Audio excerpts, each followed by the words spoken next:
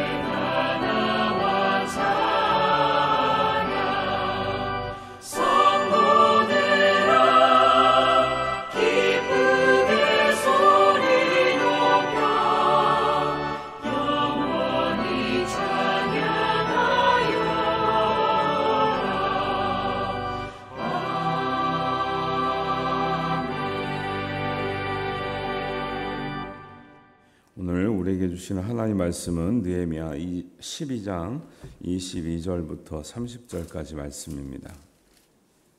한 목소리로 봉독합니다.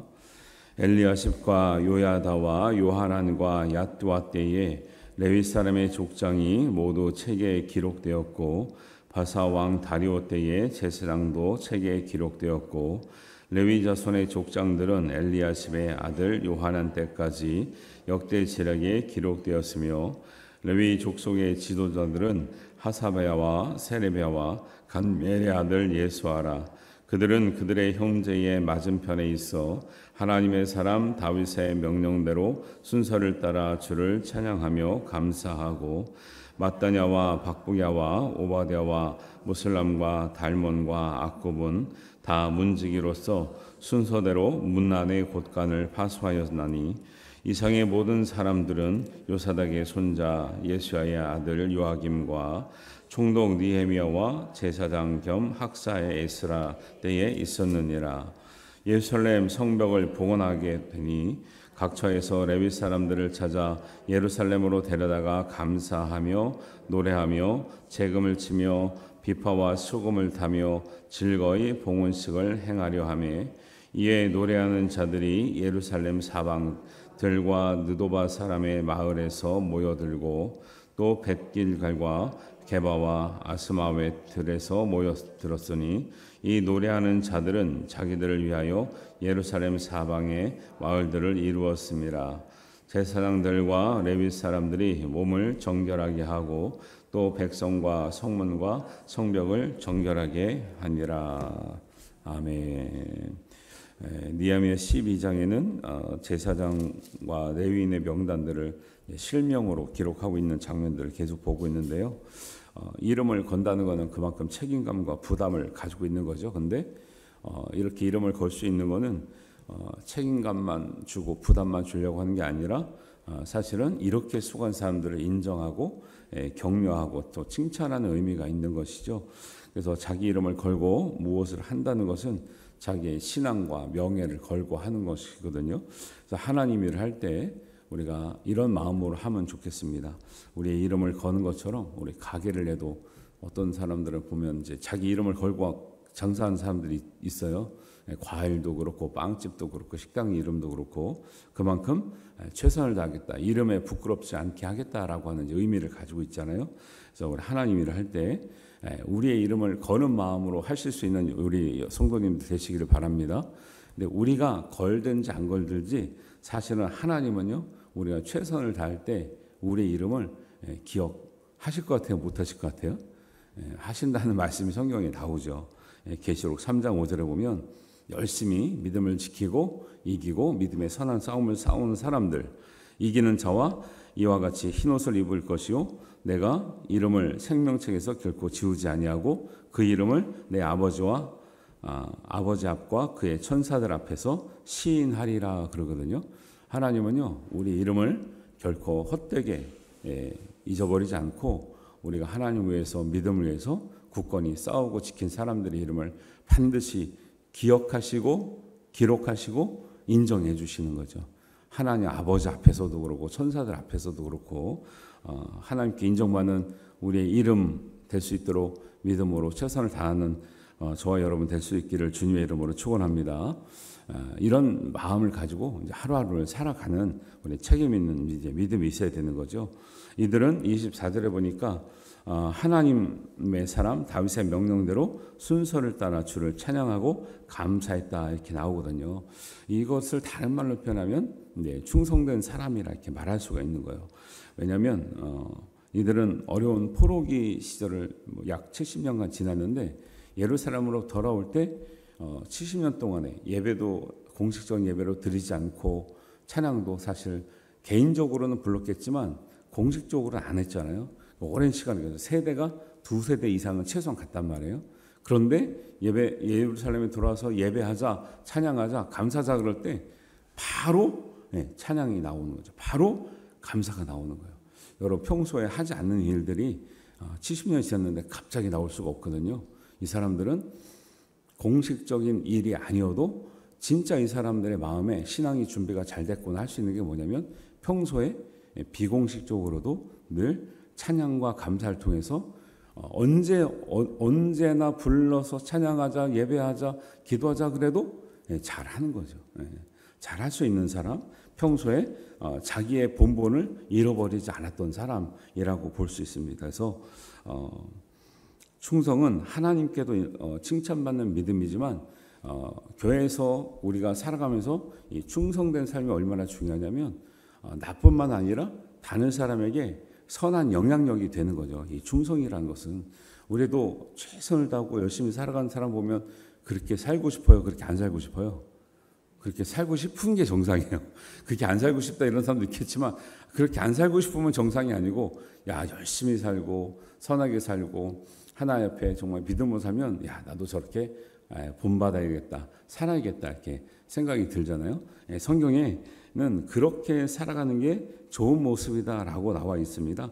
디모데후서 2장 2절에 보면 또 내가 많은 증인 앞에서 내게 들은 바를 충성된 사람들에게 부탁하라 그래요. 그리고 그들이 또 다른 사람을 가르칠 수 있으리라 그래요. 능력 있고 머리가 좋고 재능이 있다고 가르칠 수 있는 게 아니고 믿음의 일들은요 그 사람들의 중심이 하나님 앞에 바로 서 있어야 되는 거죠. 좀 부족한 것 같아도 그 사람의 마음이 하나님 앞에 중심되게 서 있으면 그 사람들은 그 자기가 하는 것 자체를 통해서 다른 사람들에게 영향력을 주기 때문에 가르치는 것과 같고 그리고 그 사람에게 부탁을 하면 사실 또 잘 가르치는 거죠. 그래서 충성된 사람들이 이 필요한 시대에 살고 있는 거죠. 지금은 뭐 예를 들면 사회에서도 그래요. 사회에서는 사람 쓰려고 하면 사람이 없다 그래요. 근데 이제 일하는 사람들에서는 입장에서는 좋은 회사가 없고 좋은 일자리가 없다 그래요. 서로가 뭐냐면 서로가 충성된 일터와 충성된 사람을 찾고 있는데 서로가 만족이 안 된다라는 거죠. 지금 시대도 그렇고요. 뭐 교회도 마찬가지고요. 또 성도와 또 목회자의 어떤 이제 입장도 마찬가지고 교회와 또 성도들 또 교회와 목회자 이 입장도 점점 이렇게 하나 옆에 정말 충성된 사람들을 찾기가 어려워져가는 시대입니다. 우리 교회도 충성된 일꾼들이 많이 나올 수 있도록 기도하시고 여러분이 충성된 일꾼들이 되시기를 주님의 이름으로 축원합니다. 그래서 이 충성은 하나님과 나와의 이 관계 속에서 나오는 것이지 뭐 겉으로 보여지는 것뿐만이 아니라요. 그래서 하나님 앞에 칭찬받는 믿음, 그다음에 다른 사람들에게 선한 영향력을 미칠 수 있는 이런 믿음들이 우리에게 필요하다라는 것을 볼 수 있습니다. 27절에 가면 느헤미야가 이제 성벽을 봉헌하는 이제 봉헌식 장면이 나오는데요. 먼저 봉헌식에는 이제 뭘로 시작하냐면 이제 감사와 찬양으로 이렇게 시작하는 장면을 볼 수 있어요. 27절에 보면 각처의 레위 사람들을 찾아 예루살렘으로 데려다가 감사하며 노래하며 재금치며 비파와 수금을 타며 즐거이 봉헌식을 행하려 하매 그래요. 하나님께 다 드려지는 것, 하나님께 다 바쳐지는 걸 봉헌이라고 그러잖아요. 이거는 성벽이 됐든지 예물이 됐든지 우리의 삶이 됐든지 이게 다 포함되는 거죠. 근데 하나님께 드려질 때는 중요한 것은 하나님이 물질만 보고 기뻐하는 하나님이 아니시잖아요. 그러니까 이 봉헌할 때는 성벽이 됐든지 물질이 됐든지 나의 삶을 드리든지 감사와 찬양이 먼저 가야 되는 거죠. 그러니까 형식적인 감사와 찬양을 먼저 하라는 거냐? 그러니까 찬양만 부르면 되냐? 그게 아니라 찬양을 할 수 있고 감사를 할 수 있다는 것은 내 마음을 기꺼이 하나님 앞에 즐거운 마음으로 자원하는 마음으로 내가 무엇을 드리든지 그렇게 드린다는 거죠. 뭐 작은 걸 드려도 기꺼운 마음, 감사하는 마음, 하나님께 이 드림이 기쁘게 여겨져야지. 볼 때는 너무 좋은 걸 드리는데 마음이 없고 자원하지 않고 억지로 하고 이런 식으로 하는 것은 하나님 기뻐하시는 봉헌이 아니다라는 거예요. 그래서 우리가 이제 주의할 것은 우리가 보여지는 것 잘하는 것도 쉽지 않아요, 사실은. 근데 하나님은 우리의 마음을 중심을 보시는 하나님이시라 마음이 준비되지 아니하고 하는 것은 하나님 보실 때는 합당하지가 않다라는 거예요. 그러니까 이게 사실 신앙생활 잘한다는 게요. 쉬운 것 같으면서도 어려운 거죠. 왜? 사회 그냥 사람들한테는요. 겉으로 보여지는 것만 잘하면 되거든요. 그리고 속마음을 사실 알 수도 있지만 대부분 잘 몰라요. 근데 하나님 앞에서 할 때는 보여지는 것도 당연히 잘해야 되지만 내 중심까지 준비를 해야 되니까 어려운 거죠. 그러나 믿음이라는 게 그렇죠. 믿음이 그러면 겉으로 보여주는 것만 하는 것을 믿음이라고 하진 않잖아요. 그래서 우리가 항상 하나 앞에는 마음도 준비가 되고 정말 우리가 드러나는 것, 우리가 보여지는 것도 당연히 마음을 따라오는 것이기 때문에 일치할 때 그것을 충성이라 말하고 믿음이라 말하고 하나님 앞에 은혜라 말할 수 있다는 것을 꼭 기억하시기를 바랍니다. 그래서 이런 마음으로 매사에 하다 보면요. 그 사람의 이름이 어떻게 하나님 앞에 기억되지가 않을 수 있겠습니까? 그 사람의 이름을 어떻게 예수님이 하나님 앞과 천사들 앞에서 자랑하지 않겠어요? 천사들 앞에 시인한다는 건 뭐냐면 자랑한다는 거예요. 자랑한다는 거. 그러니까 우리 이름이 예수님 보실 때도 자랑할 만할 정도는 돼야 되는 거죠. 그런 믿음으로 살 수 있으면 얼마나 좋겠습니까? 이런 이제 이 말씀들을 보면서도 그런 마음을 좀 깨닫고 우리가 묵상하면 좋겠습니다. 다음은 이제 그렇게 봉헌하면서 이제 의식 가운데 제사장들과 레위인들이 하는 의식이 뭐냐면 정결 의식을 하거든요. 정결 의식. 하나님 앞에 드릴 때는 감사와 찬양도 중요하고 그것만큼 오히려 그것보다 더 중요한 게 뭐냐면 깨끗해야 되는 거. 깨끗해야 되는 거. 정결 의식은 모든 것을 깨끗한 상태로 드려지는 것을 말해요. 옛날에는 이제 이런 것들을 너무 엄격하다 보니까 좀 이제 부정적인 어떤 관습도 생긴 거죠. 예를 들면 이제 그 복음서에 보면 예수님께서 예루살렘에 이제 6월절에 가실 때 거기서 이제 성전 안에서 장사하는 사람들을 막 뒤집어엎고 막 이런 장면들 우리가 알잖아요. 이제 그런 것들을 하는 이유가 있어요. 그거는 단지 그냥 교회에서 장사했다 그런 얘기를 하는 건 얘기를 안 해요. 그래서 우리가 그거를 제 옛날에는 교회에서 바자회 하면은 야 교회에서 예수님께서 장사하지 말라고 막 뒤집어 엎으셨는데 왜 교회에서 막 바자회 같은 거 하냐 그런 차원을 얘기하는 게 아니고 전국에서 모여들잖아요. 그러면 자기가 하나님께 드릴 이 양들이나 뭐 소나 이렇게 가져온단 말이에요.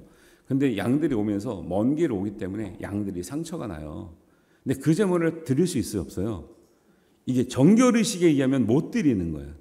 그러니까 장사한 사람들이 트집을 잡는 거예요. 아, 이 양은 제사장들이 이제 이걸 검사할 때, 이 양은 발톱이 빠져서 안 되겠는데, 몸에 상처가 나서 안 되겠는데, 털이 더러워져서 안 되겠는데, 사실은 안 잡아도 될 트집을 잡으면서 저기 가면 깨끗한 거 좋은 거 사니까 파니까 저희 가서 사가지고 오라는 거예요. 갔더니 막 몇백 값을 받는 거죠, 이걸.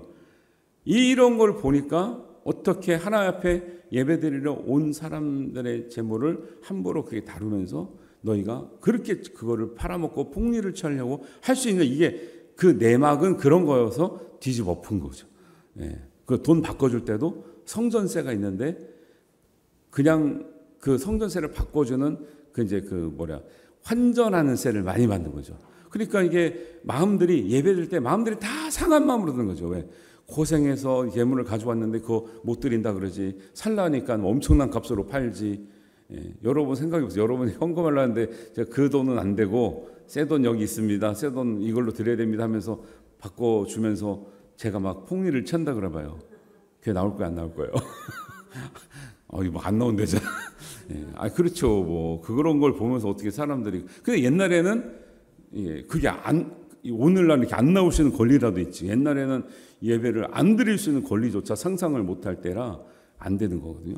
이런 것들을 얘기하는 거죠. 정결의식이 너무 중요한데 시대적으로 이걸 이 시대 때는 안 그래요. 순수한 마음으로 했는데 이게 시간이 보고 신학 시대만 해도 이 시대랑 벌써 몇백 년 차이가 나잖아요. 그러니까 이게 변질되는 의미들이 있어요. 그래서 교회는요 그 순수함을 잃어버리면 참 문제가 생기는 거죠. 카톨릭도 그래서 한 1000년을 견디다가 너무 이게 아니다 싶어서 종교개혁이 일어나서 우리가 이제 개신교가 나온 것처럼 이제 개신교도 이제 500년 넘었거든요. 이제 조짐이 보여. 이게 너무 관행에 따라 관습에 따라 말씀에 맞지 않는 일들을 할 수밖에 없는 이 현실이 보이는 거죠. 그래서 우리가 빨리 깨닫고 우리 스스로를 고쳐야 됩니다. 안 그러면 누군가 나타나가지고 이게 아니요 하고 이제 또 제3의 또 개신교 같은 사람들이 나올 수 있는 거죠. 그래서 이 정결의식은 사실은 의미상으로는 굉장히 중요한데 이게 잘못됐던 모습들도 예수님 당시에 있었다라는 것. 근데 이 정결의식을 봤을 때 가장 중요한 것은 이제 정결의식을 할 때 30절에 보면 제사장과 레위 사람들이 몸을 정결하게 하고 또 백성과 성문과 성벽을 정결하게 하냐라 그랬잖아요. 여기서 중요한 포인트가 두 가지 있습니다. 정결은 누구부터 해야 돼요? 나부터 해야 돼. 나부터. 여기서 이제 문제가 있어요. 이걸 잘못하면 사람들이 다른 사람의 문제는 잘 보잖아요. 중요한 건 자기 문제는 잘 못 봐요. 이게 이제 문제라는 거예요. 정결의식은 성벽부터 성문부터 백성부터 하는 게 아니라 누구부터 하는 거예요? 나부터 해요. 정결의식은 내 몸을 하는 것이지만 내 몸과 마음을 나부터 깨끗하게 하고 그 다음 백성과 성문과 성벽이에요. 저도 이런 말씀을 할 때 늘 걸리는 거죠. 나부터 깨끗한가? 설교한 사람이 나는 잘 못하는데 설교를 듣는 사람한테만 뭐라 그러면 안 되잖아요. 늘 마음에 걸림이 있는 거죠. 부족한 것도 있지만. 그래서 신앙생활은 항상 하나님 앞에 나부터 돌아보는 귀한 시간을 갖고 내 눈에 들볼 없는가, 내 몸에 흠은 없는가, 내 믿음에 내 신앙에 부족함은 없는가를 먼저 돌아보는 것이 하나님 앞에 바른 정결 예식에 있어서 중요한 의미가 있다라는 것을 꼭 기억하시길 바랍니다.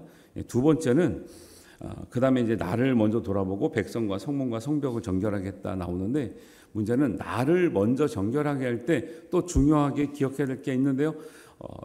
나의 정결을 내 스스로 할 수 있습니까? 내 몸은 내가 씻을 수가 있거든요. 진짜 내 심령의 정결은 내 스스로 할 수 있어요, 없어요? 없다라는 거예요. 이게 중요해요. 내 몸은 내가 씻을 수 있지만 내 심령의 정결은 내가 할 수 있는 것이 아니라, 진짜 심령의 정결, 영적인 정결은 하나님이 주시는 성령의 영으로 하지 않으면 내 영의 문제는 씻겨지지가 않는다라는 거예요. 그래서 이것을 기억할 때 우리가 몸의 정결은 씻을 수 있지만 마음의 정결, 우리의 영의 정결은 하나님 앞에 은혜를 받고 성령의 영을 보내주셔야 되고 정말 회개의 영을 보내주셔야 할 수 있다는 것을 기억해서 하나님 앞에 나와야 진짜 정결이 된다라는 것을 우리가 알아야 됩니다. 그래서 시편 51편 10절에 보면 다윗이 나단의 책망을 듣고 하나님 앞에 회개할 때도 이렇게 말을 했거든요. 하나님이여, 내 속에 정한 마음을 창조하시고 내 안에 정직한 영을 새롭게 하소서. 나를 주 앞에서 쫓아내지 마시며 주의 성령을 내게서 거두지 마소서. 주의 구원의 즐거움을 내게 회복시켜 주시고 자원하는 심령을 주사 나를 붙들어 주시옵소서. 회개할 때 자기의 마음과 영을 깨끗하게 할 때 성령을 거두지 말아달라고, 정직한 영을 달라고 간절히 기도했던 이 다윗의 마음이 있었다라는 거예요. 우리도 이렇게 기도해야 될 줄 믿습니다. 몸을 깨끗하게 할 수 있는 건 우리가 할 수 있지만 마음과 영을 깨끗하게 하는 건 하나님의 은혜, 하나님의 성령의 은혜, 정직의 영의 은혜가 없으면 우리가 스스로 할 수 있는 게 아니다라는 것을 알고요. 하나님 앞에 모든 감사와 찬양, 또 성령의 정결케 하시는 은혜를 날마다 구해야 되겠습니다. 그래서 우리의 삶 전체가 하나님께 정말 드릴 때 감사와 찬양으로, 정말 자원하는 마음으로, 기쁜 마음으로, 깨끗한 마음으로 하나님 앞에 드려지면 하나님이, 사실 우리의 능과 힘은 부족하지만 그 산제물이죠. 그게 진짜 산제물이죠. 그 제물을 받으셔서 즐거워하시고 기뻐하시고 은혜를 주시는 능력으로 살아가는 우리의 삶이 바로 우리의 신앙생활이라고 성경을 말씀하고 있습니다.